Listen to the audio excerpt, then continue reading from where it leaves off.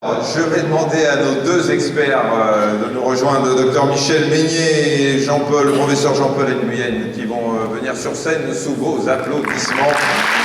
Docteur Michel Meignier,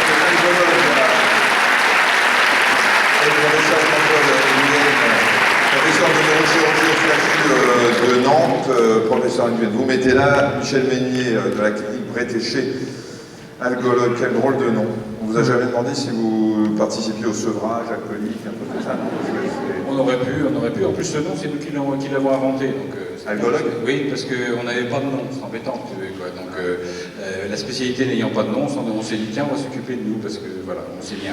Parce qu'avant, c'était les anesthésistes plutôt qui s'occupaient C'était les anesthésistes, c'est un peu tout. Oui, historiquement, c'est les anesthésistes, mais surtout, on s'est dit que quand un enfant sortait du ventre de sa mère, on lui donnait un nom pour le nommer, alors il valait mieux qu'on ait un nom à notre spécialité. Voilà, c'est ça. Donc on a trouvé alcoolique, c'est beau, non? C'est très beau, oui. C'est très beau. Je suis content que ça te plaise. Il faut bien le prononcer, mais c'est beau. On verra tout à l'heure un petit peu s'il y a des spécialistes, des alcoologues, s'il y en a suffisamment et où on peut les consulter. On va parler donc de la douleur dont André Malraux disait la mort n'est pas une chose si sérieuse, la douleur, oui. Il y a probablement peu de gens parmi nous ce soir qui n'ont jamais eu mal. Hein. On aura tous mal au moins une fois dans sa vie, et regardez derrière, voilà les différentes causes de la douleur, et on voit que c'est vraiment l'affaire de tout le monde, puisque la maladie, la douleur provoquée, quelle que soit la cause, les accidents et puis tout le reste finalement, on se demande comment on peut échapper à la douleur au moins une fois dans sa vie, et vous le voyez, pour près de 70% des Français, la douleur constitue le premier motif de consultation médicale.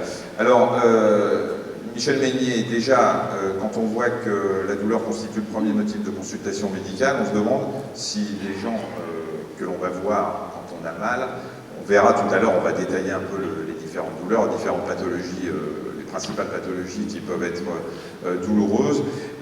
Est-ce que le médecin généraliste est aujourd'hui suffisamment formé pour prendre en charge la douleur du patient? Il est en tout cas beaucoup plus qu'il était quand moi j'ai commencé, toi non, mais quand moi j'ai commencé, il est beaucoup mieux. On va se tutoyer tous les deux, parce que ça va faire con. Hein. Moi je vous vois, je fais un peu genre télé, voilà, faut pas se tutoyer. Mais si tu veux que je vous vois, je vous vois. Mais c'est non, si tu me vous vois, moi je te vous tutoie, je te tutoie. Oui, il n'y a pas de problème, on va faire comme ça, il n'y a pas de problème. Tu veux qu'on se tutoie? On va se tutoyer. Bon d'accord. Alors, qu'est-ce que vous en pensez? Eh bien écoutez, je vais vous dire... Professeur, je vous vois parce que vous êtes professeur. Lui, il est que docteur, je vais le tutoyer. Il faut savoir respecter les choses. Je suis d'accord là-dessus. Je pense qu'effectivement, au jour d'aujourd'hui, il y a quand même des moyens de formation qui font que, en premier recours, le médecin généraliste doit être l'interlocuteur premier pour la prise en charge de la douleur, et que les spécialistes qu'on peut être doivent venir en second recours, comme n'importe quel spécialiste. La douleur de ce côté-là n'est pas trop différente d'une autre pathologie. Alors ça, c'est ton côté diplomatique, qu'on soit obligé d'aller voir un médecin généraliste, on sait bien, puisque le médecin traitant est aujourd'hui un passage obligé. Ça n'a pas répondu. Si tu commences à pas répondre à ma première question, je vais m'énerver. Je vais énerver, c'est terrible. Ça va être dur. Ma question était très claire, le médecin est suffisamment compétent. Comment tu veux? Ça va être sympa, non? Non mais admettons qu'il n'y a aucun médecin généraliste ici. Il y a des généralistes là? Bon. Ah merde.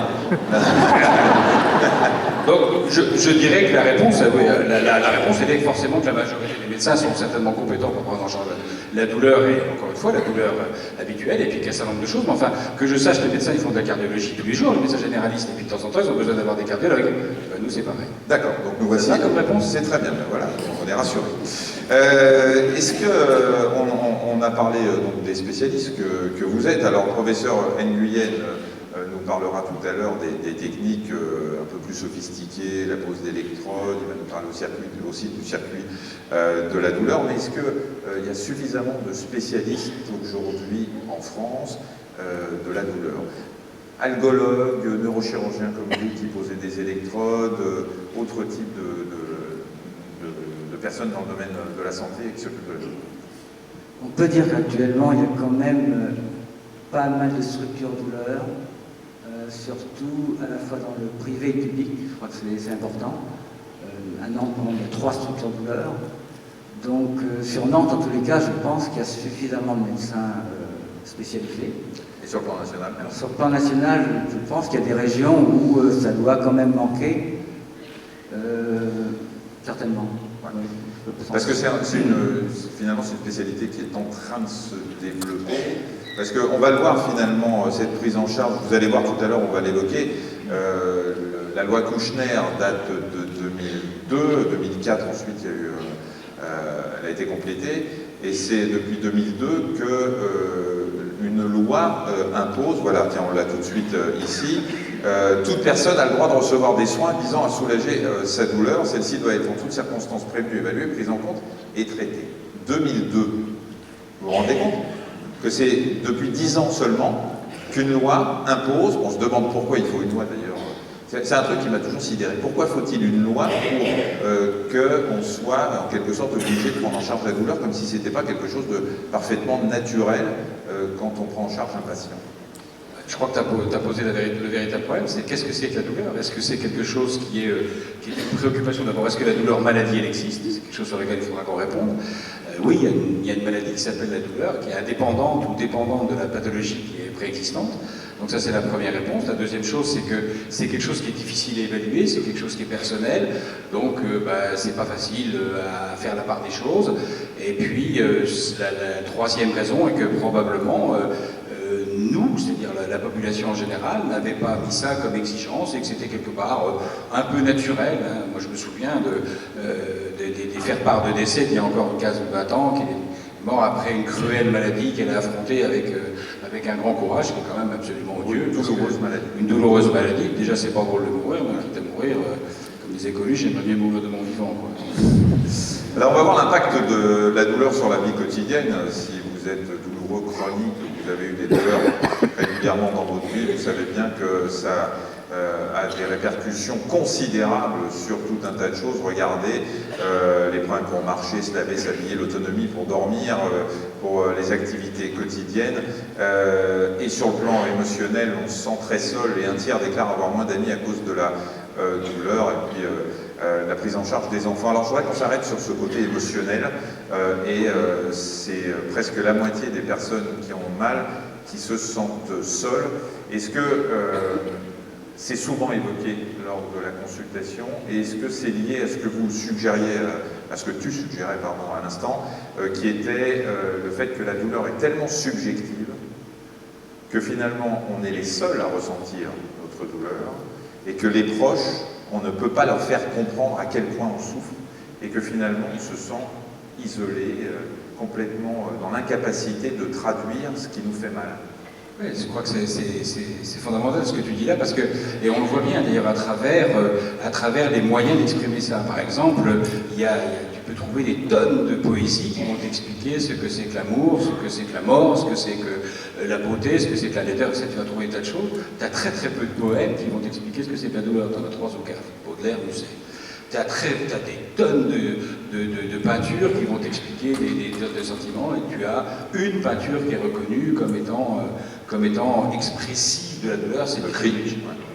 Donc on voit bien que si même des gens qui ont cette émotion ne sont pas capables de l'exprimer, probablement c'est quelque chose qui est très difficile à faire comprendre, et c'est bien tout le problème de nos douloureux chroniques, c'est qu'eux vivent quelque chose, et ce quelque chose, il est pour eux très difficile à partager. D'accord avec ça, professeur Nguyen, sur cette... Oui, tout à fait d'accord. C'est vrai qu'il suffit de vivre avec quelqu'un qui se plaint de douleur pour quand même très vite peut-être perdre patience, oui. Ouais. Je pense que ça concourt au fait d'éloigner ses proches, peut-être. On va essayer de voir comment ça marche la douleur, parce que c'est un circuit particulier, alors qu'on vous a simplifié au maximum, parce que sinon on rentrerait dans des détails compliqués. Professeur Nguyen, vous l'avez devant vous, c'est le même. Nous avons donc une piqûre. Allez, on va faire un peu les vacances, parce que comme il fait beau. Voilà, piqûre d'oursin. Une piqûre d'oursin qui traverse la peau. Et la pointe de l'aiguille va toucher des récepteurs qui vont véhiculer la sensation douloureuse vers le cerveau à travers un circuit qui emprunte qu'on appelle des neurones, donc des chaînes de neurones, avec un premier neurone qui part de la peau, qui va jusqu'à la moelle épinière.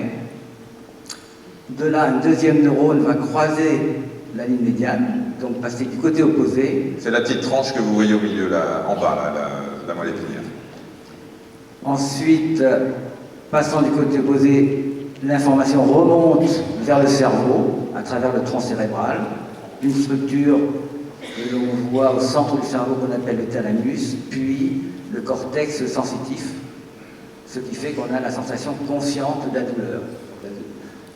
L'information doit arriver au cerveau et vous voyez que si c'est une douleur à la main droite, c'est le cerveau gauche qui va recevoir l'information. Donc ça, c'est le schéma de base. Heureusement, à plusieurs niveaux, notamment au niveau de la moelle épinière, il y a des contrôles qui permettent d'interrompre la transmission des messages douloureux. Sinon, la douleur persisterait. Donc ces contrôles sont très importants et c'est en cas de faillite de ces contrôles qu'on peut avoir des douleurs dites neurologiques ou neuropathiques. Est-ce qu'une douleur peut entraîner une perte de connaissance justement parce que ce circuit qui mène au cerveau déclenche une syncope, enfin, on peut simplifier par le mot syncope? Oui, il y a l'intensité de la douleur, sa brutalité peut effectivement déclencher des réflexes dits vagaux, conduisant à une syncope qui peut être le fait d'une douleur très intense et brutale. Alors, donc là, on a parlé du circuit, finalement, de la douleur aiguë. Hein, on a une piqûre, ça monte au cerveau. D'ailleurs, une fois que c'est monté au cerveau, tout ça en quelques dixièmes de secondes, le réflexe moteur, c'est-à-dire qu'à partir du cerveau, il y a d'autres neurones qui vont donner l'ordre au doigt de se retirer de l'oursin. Vous partez peut-être avec l'aiguille, mais enfin, on ne reste pas 2 heures comme ça sur l'oursin. Donc c'est un circuit réflexe qui nous fait finalement sortir de cette situation. On va parler maintenant de la douleur chronique, c'est-à-dire plus celle générée par un traumatisme brutal, une piqûre. Et on va essayer de la définir. Alors déjà quelques chiffres sur la douleur chronique, c'est bien sûr celle qui nous concerne ce soir. 20% de la population française souffrirait de ces douleurs, ce qui est quand même énorme, vous vous rendez compte, le nombre de personnes. 3 millions, on la juge très sévère. Un tiers des Français disent qu'ils ont mal depuis plus de 3 mois, et on va voir la définition de la douleur chronique. Cette douleur rend les personnes incapables d'effectuer les gestes du quotidien, et puis vous voyez toujours ce premier motif de consultation médicale. Alors, la définition de la douleur chronique, c'est quoi? En termes de temps? En termes de temps. Oui, enfin, donc c'est une sensation qui est reconnue par le corps suite à quelque chose qui est un dommage réel ou vécu comme un dommage réel par l'organisme. Donc il n'y a pas forcément une cause évidente qu'on va retrouver. Et pour la douleur chronique, on estime que c'est un délai effectivement de 3 à 6 mois qui est nécessaire pour porter le diagnostic de douleur chronique. Ce qui d'ailleurs est intéressant, c'est qu'on sait que la douleur aiguë, c'est quelque chose qui est très, très proche. On se tord la cheville, ça peut avoir mal 8 jours.